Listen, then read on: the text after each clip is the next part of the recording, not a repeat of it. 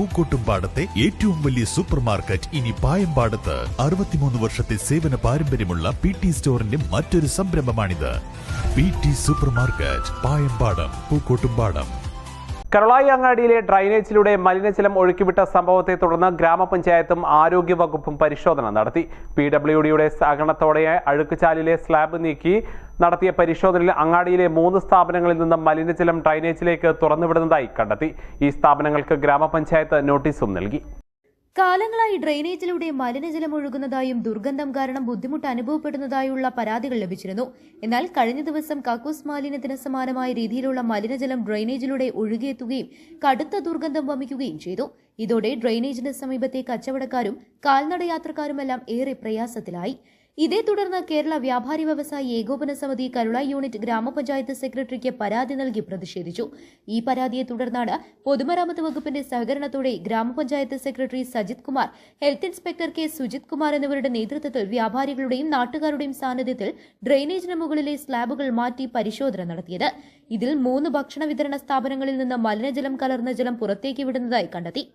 കരുളായി ഗ്രാമപഞ്ചായത്തിലെ പല സ്ഥലങ്ങളിലും മാലിന്യമായിട്ട് ബന്ധപ്പെട്ട പല പരാതികളും നമുക്ക് കിട്ടിയിട്ടുണ്ട്. അപ്പോൾ പല പരാതികളും നമ്മൾ നോട്ടീസ് കൊടുക്കുകയും അല്ലാതെയും പരിഹരിക്കാൻ നമുക്ക് കഴിഞ്ഞിട്ടുണ്ട്. പക്ഷേ ഇത് പൊതുസ്ഥലത്തേക്കുള്ള വലിയൊരു വിഷയമായതുകൊണ്ട് ഇപ്പോൾ 2-3 മാസങ്ങളായിട്ട് ഞങ്ങളിതിൻ്റെ ഒരു പിന്നാലെയാണ്. അപ്പോൾ അതിൻ്റെ ഒരു ഭാഗമായിട്ടാണ് നമ്മൾ ഇന്ന് ഈ ഒരു കൃത്യനിർവഹണത്തിന് ഇറങ്ങിയത്. അപ്പോൾ പഞ്ചായത്ത് സെക്രട്ടറിയും അതുപോലെ പഞ്ചായത്ത് ഭരണസമിതിയും എല്ലാം കൂടി ആലോചിച്ച് അപ്പോൾ നമുക്കിതിൻ്റെ ഒരു ഉറവിടം കണ്ടെത്തിയാൽ മാത്രമേ നമുക്കതിൻ്റെ ഒരു നടപടിയെടുക്കാൻ സാധിക്കും. അപ്പോൾ അതിൻ്റെ ഭാഗമായിട്ടാണ് നമ്മൾ ഇന്ന് ഈ ഒരു പരിപാടി നടന്നത്. അപ്പോൾ ഇത് തുടർന്നും നമുക്ക് പൊതുസ്ഥലത്തേക്ക് മാലിന്യം ഒഴുക്കുന്നതിനെതിരെ കർശന നടപടിയായിട്ട് നമ്മുടെ ആരോഗ്യവകുപ്പും ഗ്രാമപഞ്ചായത്തും പോവും. അതിന് വേണ്ടത് നമ്മളെല്ലാവരുടെയും സഹായ സഹകരണങ്ങളാണ്.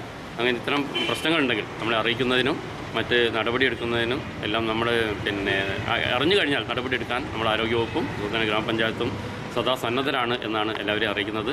പിന്നെ മറ്റ് ജനങ്ങളോടുള്ളൊരു അഭ്യർത്ഥന, നമ്മുടെ വ്യാപാരികളാണെങ്കിലും നമ്മൾ പൊതുസമൂഹമാണെങ്കിലും മാലിന്യം പൊതുസ്ഥലത്തേക്ക് ഒഴുക്കുന്നതും അതുപോലെ തന്നെ മാലിന്യം മറ്റാളുകൾക്ക് പൊതുജന ആരോഗ്യ പ്രശ്നമായി മാറുന്ന രീതിയിൽ നിർമ്മാർജ്ജനം ചെയ്യുന്നതെല്ലാം തന്നെ വളരെ കുറ്റകരമാണ്. പൊതുജന ആരോഗ്യ നിയമം 2021 പ്രകാരം നടപടിയെടുക്കാനുള്ള എല്ലാ അധികാരങ്ങളും നമുക്കുണ്ട്. അപ്പോൾ അത് മനസ്സിലാക്കിക്കൊണ്ട് തന്നെ നടപടിയെടുക്കുന്നതിലല്ല കാര്യം, പൊതുജനങ്ങൾ അതിനെക്കുറിച്ച് ബോധവാന്മാരാകണം എന്നുകൂടിയുള്ള ചെറിയൊരു അഭ്യർത്ഥനയാണ് നമുക്കുള്ളത്. കണ്ടെത്തിയിട്ടുണ്ട് പല സ്ഥാപനങ്ങളിൽ നിന്നും നമുക്ക് മാലിന്യം പൊതുസ്ഥലത്തേക്ക് ഒഴുക്കുന്നതായിട്ട് കാണപ്പെടാൻ സാധിച്ചിട്ടുണ്ട്. ചെറിയ ചെറിയ കാര്യങ്ങൾക്ക് വളരെ നിർദ്ദേശങ്ങളും നമ്മൾ കൊടുക്കുന്നുണ്ട്. പിന്നെ അല്ലാത്ത ഭീമമായുള്ള ഇതിന് നടപടി നല്ല രീതിയിലുള്ള ശക്തമായ നടപടിയെടുക്കും. ഫൈൻ അടപ്പിക്കുന്നതും അതുപോലെ തന്നെ കേസ് ചാർജ് ചെയ്യുന്നതിനുള്ള നടപടിയായിട്ട് മുന്നോട്ട് പോകും. അതിന് വേണ്ടത് ഞാൻ നേരത്തെ പറഞ്ഞ പോലെ തന്നെ ഇത്തരം കാര്യങ്ങളിൽ ആരും അങ്ങനെ ആ രീതിയിൽ ചെയ്യാതിരിക്കുക. അതുപോലെ ഇവിടെ കരുളായി ടൗണിൽ ഈ ഓടകളിലേക്ക് ദുർഗന്ധപൂരിതമായിട്ടുള്ള മലിനജലം ഒഴുക്കിവിടുന്നു എന്നുള്ള പരാതിയാണ് കഴിഞ്ഞ 2 ആഴ്ചക്ക് മുമ്പ് ഇങ്ങനെ വന്നത്. അപ്പോൾ നമ്മൾ ഇതിൻ്റെ ഈ പ്രശ്നം എന്താണെന്ന് വെച്ചിട്ടുണ്ടെങ്കിൽ ഇത് എവിടുന്നാണ് ഇതിന് ഉറവിടം എന്ന് കണ്ടെത്തേണ്ട വലിയൊരു ടാസ്ക്കാണ്. അതിപ്പോൾ PWD റോഡായതുകൊണ്ട് സ്ലാബ് എടുത്ത് മാറ്റേണ്ടത് അവരുടെ കൂടെ ഒരു സഹകരണം വേണം. അവരുടെ ഭാഗത്ത് നല്ല സഹകരണം കിട്ടിയിട്ടുണ്ട് നമുക്ക്. അതുകൊണ്ട് തന്നെ നമുക്ക് ഇതിൻ്റെ വ്യക്തമായിട്ടുള്ള ഉറവിടങ്ങൾ കണ്ടെത്താൻ പറ്റിയിട്ടുണ്ട്.